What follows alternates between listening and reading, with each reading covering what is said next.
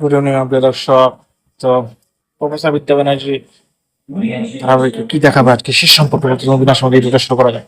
যে শ্রাবণ ব্যানার্জি এখন নিজের কাজ খুঁজতে রয়েছেন, অর্থাৎ একটা বারে গিয়ে সে কাজ খুঁজতে পেরেছেন। যেমন বারের একটি বয়টে বলেন যে আমি আমার একটা কাজ লাগবে, তারপর বারের বয়টি বলে আপনার কাজ ঠিক হয়ে গেছে, আপনি আজকের থেকেই জয়েন করতে পারেন, মানে কত টাকা স্যালারি।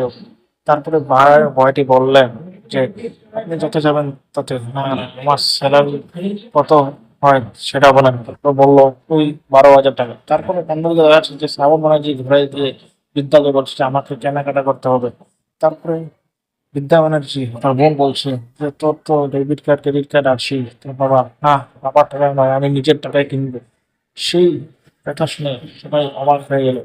অর্থাৎ শ্রাবণ কি ঠিকই পাল্টে গেছে নাকি তার আরেকটি কোনো পিছন রূপ আছে, সেটাই দেখার মতো।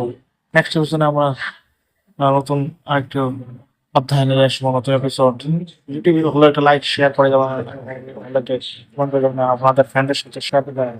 যদি নতুন আসেন আমার চ্যানেলে, তাহলে আপনি সাবস্ক্রাইব করে পেয়ে 20% ভিডিও দেওয়ার জন্য।